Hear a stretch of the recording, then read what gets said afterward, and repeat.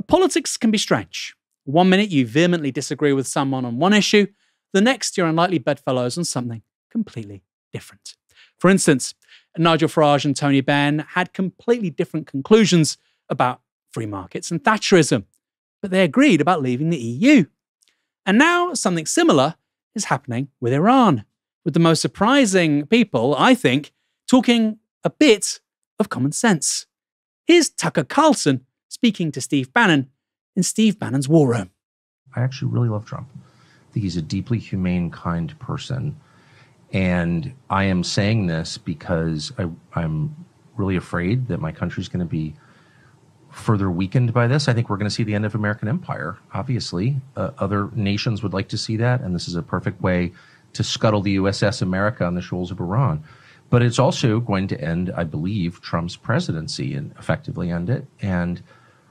And so that's why I'm saying this. What do you mean by that? That's coming from you. Look, I knew Bush. I knew George W. Bush. We had, family connections to Bush. I knew Bush. Personally, I still see Bush sometimes. And, of course, he hates me, and he does because I criticized him on Iraq. And that war is the sum total, from a historical perspective, of his administration. But I knew him, and he had all kinds of plans for the things that he wanted to do. But once domestically, right, to improve the country. Right. And you may agree or disagree, but in his mind, he wasn't just about the invasion of Iraq in March of 2000. Oh, no. He was going to redo Social Security. 100%, He had all this, 100%. All types of, he was going to take care of the entitlements issue. And he really thought it was going to work. Yep. And you could laugh at that or whatever, but the point is, the second you get enmeshed in a real war, not a fake, let's go bomb the villagers and declare success, though we don't even have a good track record. Why are the Houthis still there? No, there's a whole other question, right, which is how prepared is the U.S. military for a real conflict? And the answer is totally unprepared. Scary unprepared. I don't think people understand that. But anyway, the only reason I'm saying any of this is because I really, really care. And it's been, what a disaster for me personally. I mean, it's like the last thing I wake up, got all these texts, well, I can't believe you're so evil, you hate this, that. I just want to restate, I don't hate anybody. And to the extent I do hate people, I try to repent of it. I don't want to hate anybody. I really don't. I just don't want my country to be further weakened or destroyed by another one of these wars. And boy, if you can't connect the dots after 25 years of this shit, you're either too dumb to participate in the conversation, or you're, like Mark Levin, just a liar who doesn't care. Wild, right? I couldn't agree more. On that same show, the two men who, remember, are highly prominent allies, outriders, effectively spokespeople for Trump, discussed the likely endgame with Iran. And that Levin character will jump, you hate them. Don't hate them at all. I like them. This is crazy. What's the endgame here? The endgame, of course, is to topple the regime and just have this 90 million person civil war and further destroy Europe and the world. It's like, we're not doing that again. Already been through this. We're not doing that again. And this is big boy stuff. This is not Gaza. And I never say anything about Gaza because I really tried, very offended by it. They blew up a church in Gaza with my money. I'm a Christian. No, how about no? I said one thing about that, man. I've never heard the end of it.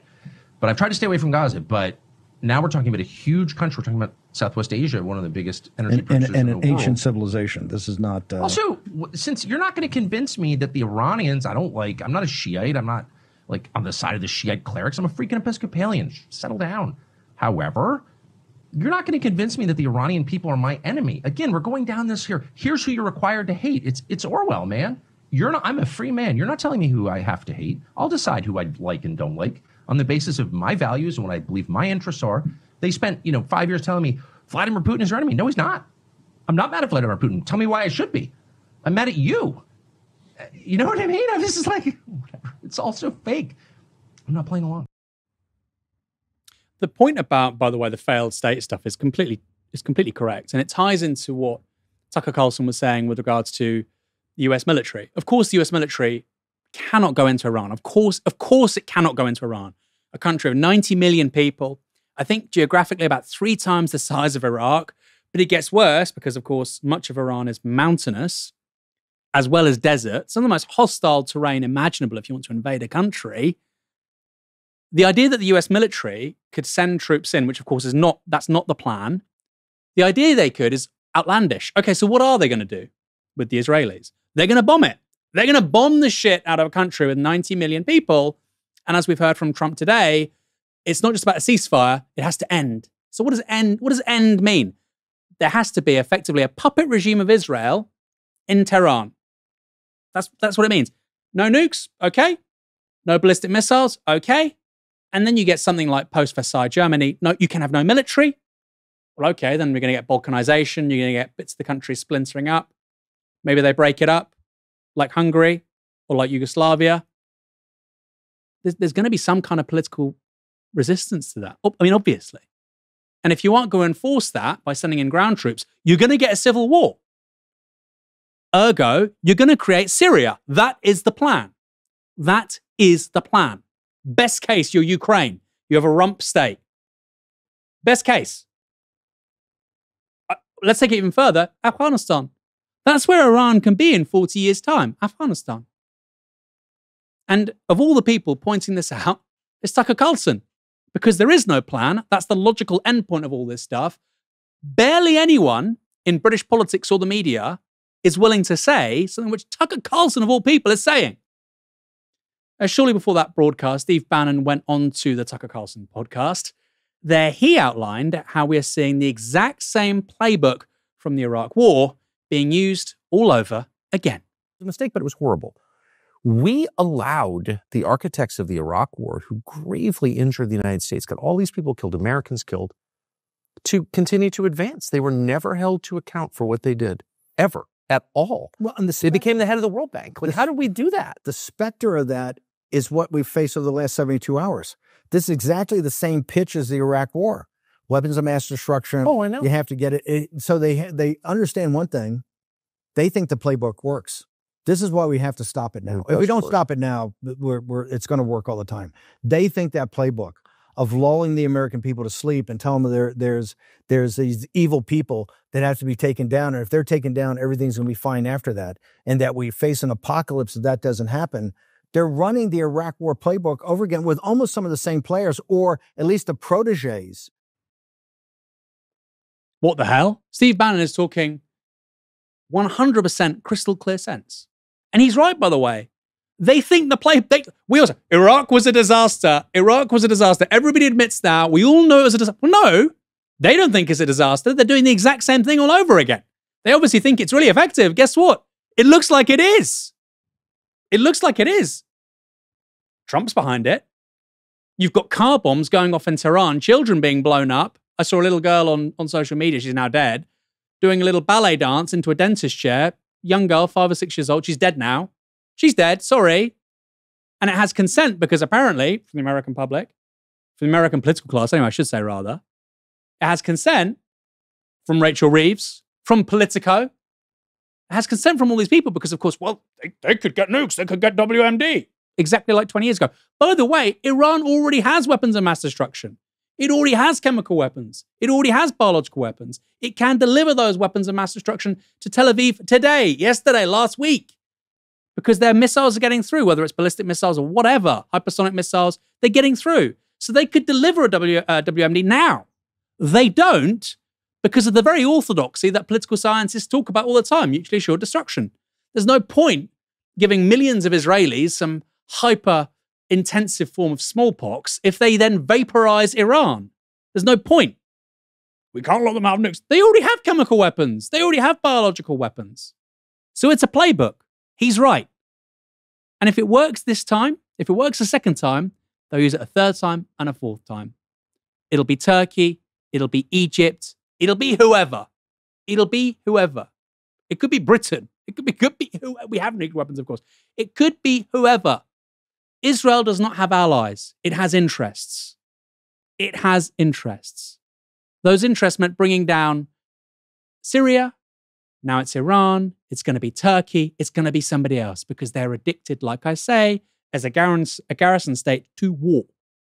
It was founded as a country on war and terrorism. Let's go back to those two gentlemen. Here's what Steve Bannon had to say about MAGA and how this could divide the movement behind Trump.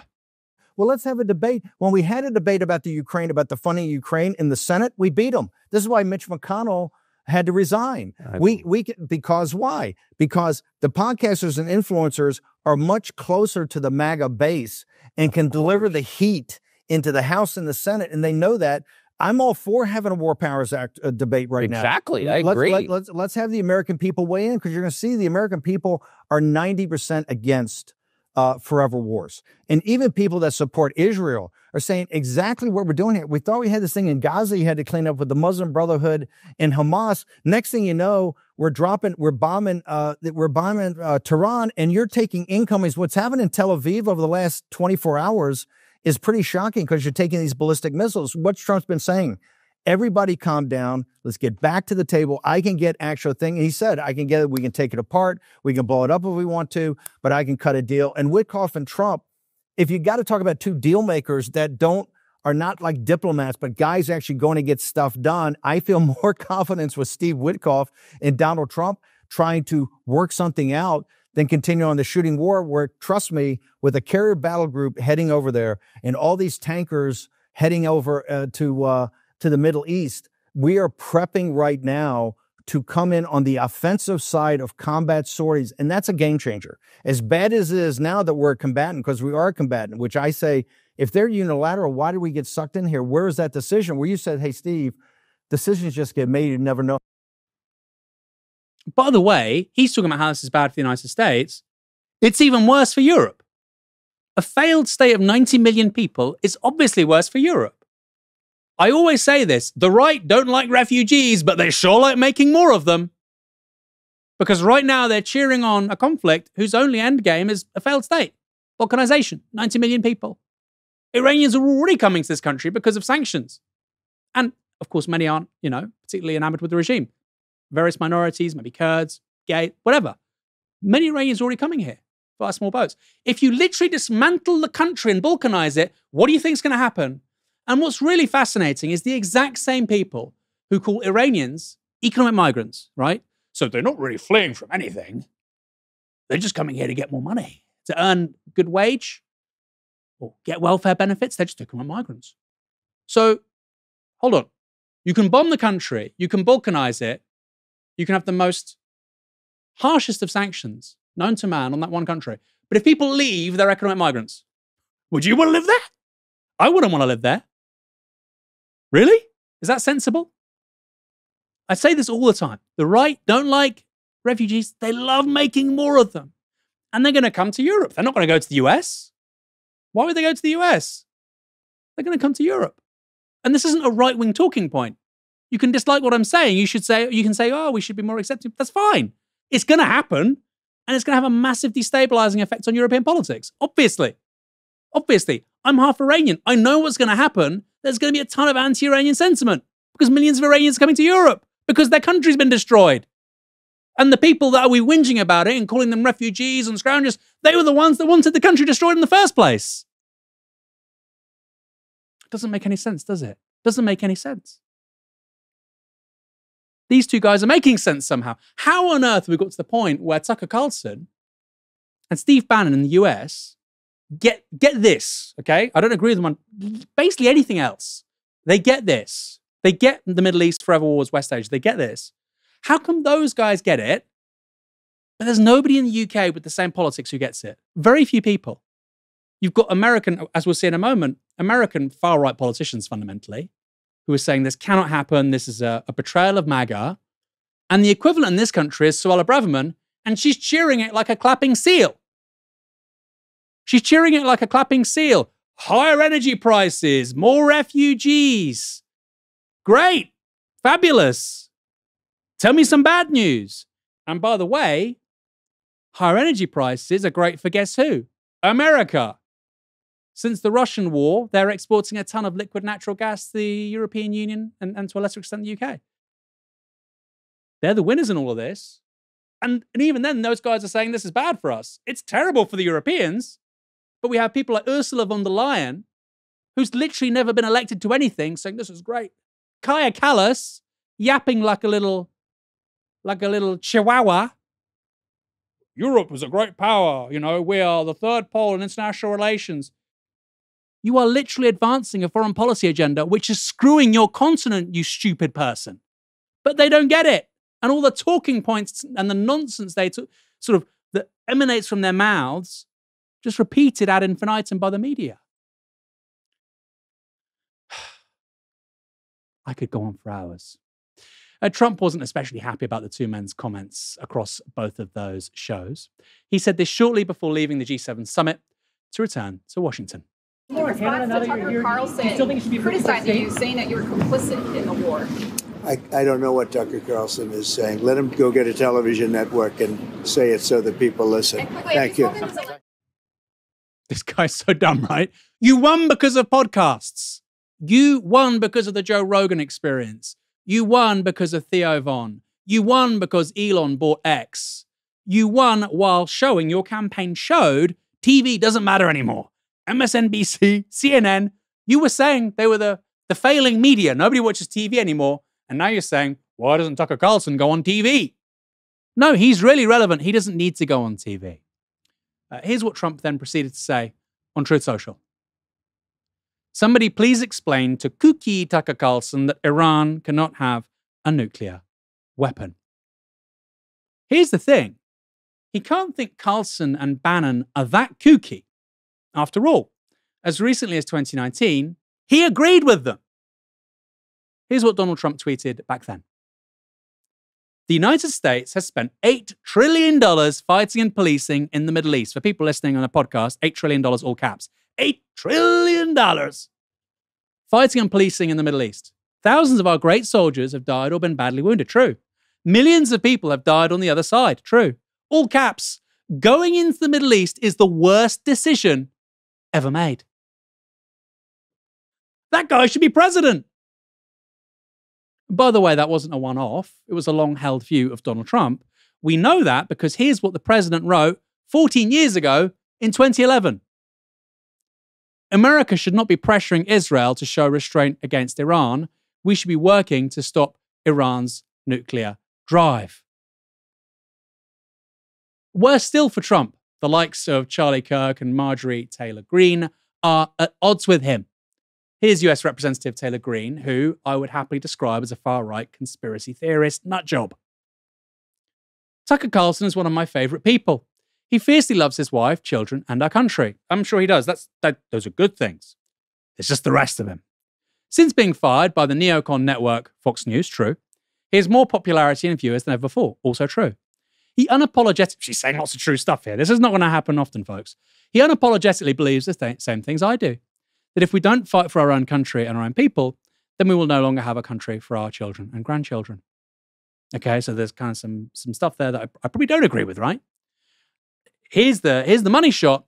And foreign wars, intervention, regime change put America last, kill innocent people, are making us broke, and will ultimately lead to our destruction. That's not kooky. That's what millions of Americans believe.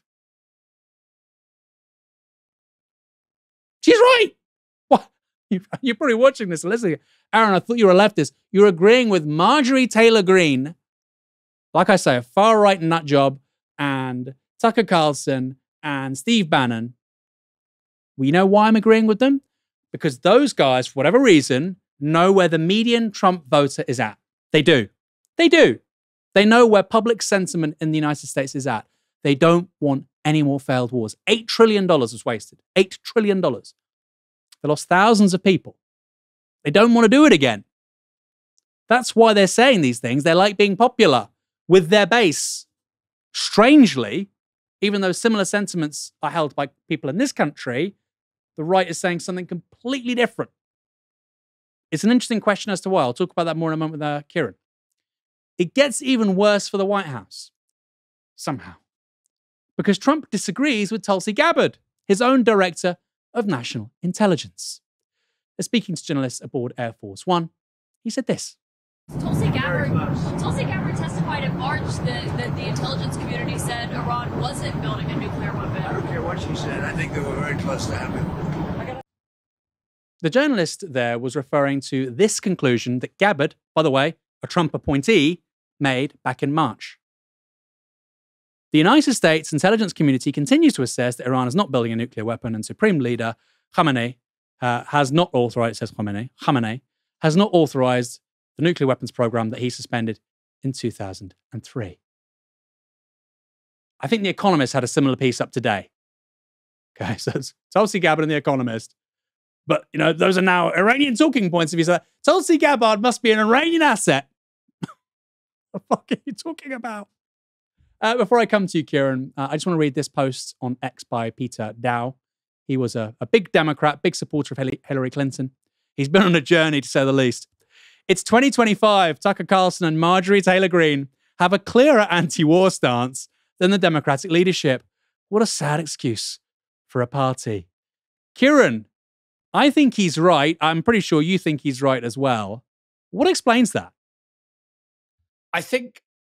Just to go back briefly, Aaron, I think, first of all, to answer your question about why it is that in Europe we're so keen on war and in Britain we're so keen on war, or not we as in the populations, but the political class, pathetic spectres of our politicians. First of all, we're used to thinking of America as an empire, and that's right. It has been for almost 100 years. But I would say that the dominant tradition and the dominant position in the United States up until World War II was actually isolationism, right? And of course, there were foreign adventures, there was foreign militarism, Spanish-American War and so on. But America basically secured its hemisphere, so the Americas, in the 1820s. And then from then on, it kind of, for 100 years or so, said, we will only engage very sporadically outside of our hemisphere, and if it's very clearly in our national interest, otherwise we won't. It's the reason that Woodrow Wilson struggled to get the United States into World War I, and it's especially the reason that FDR, Delano Roosevelt, struggled to get the United States into World War II. And I think that, not to be too kind of abstract and culturist about it, but I do think that that's soaked into the political, cultural substrate of American society. That's the first thing. But there are obviously very clear material reasons for that. We don't need to be abstract about it. First of all, the United States, it doesn't need to expand, and it doesn't need to do anything else to assert its hegemony. Of course, the pivot to China stuff, China's its nearest rival. Yeah, okay. So you might say there's a kind of bipolarity in the international system between China and the United States, relatively similar levels of power, although I would still argue the US outguns China. But beyond that, the United States doesn't need to overextend or overstretch itself anymore. And actually, someone said to me once, it was very true, the US could blow it. It could blow it and it could go into decline. And no doubt one day it will, but I don't know when that will be. One day it will. But it will have to work very, very hard to do that. It will have to work incredibly hard to squander what it's got because it's so vast. It's so resource rich. It's got such soft power, etc. There are so many dimensions to it. And so Tucker Carlson, Steve Bannon, people like that, see themselves, I suppose, as inheritors, first of all, of that kind of isolationist tradition in US history, which, as I say, was dominant until, I would argue, 1941. Afterwards, of course, it very, starkly switched. I don't doubt that. They consider themselves inheritors of that tradition. And they also probably see themselves as guardians against the United States overextending itself and leading to the kind of decline that they fear occurs with overextension in the international arena. So, yeah, and Trump's role in all of this, well, I mean, it's pretty obvious that Trump, like you said, he won through podcasts, he won through having these big hitters. It's been pretty obvious to me for a while that there is a widening split on the American right, especially between the libertarian right and the neoconservative right. We saw it played out on Joe Rogan's podcast, not to sound too frivolous, but I think it was an important moment. Douglas Murray, Joe Rogan, it was very clear what was going on there. The clear embodiments of the two sides. I think that that's probably widening, and it's widening with the kind of footage that we just showed. And Trump was a lightning rod for isolationism. He was supposed to be their guy, the isolationists. It's pretty clear, and I don't want to be too crude about it, but it's pretty clear he's been captured by, well, Mr. Pazzi put it well earlier, big donors, who are very pro-Israel, and Netanyahu and his government. And I think that is dragging him away from his isolationist base. And I agree with Tucker Carlson and Steve Bannon on this, if nothing else. If he carries on to move further and further into the Israeli orbit like this, going back on all of his promises about keeping America out of foreign entanglements, being pro-isolationist, etc., he will lose his base in droves. And it will be because people like Tucker Carlson and Steve Bannon act as kind of critical influencers for the mega base.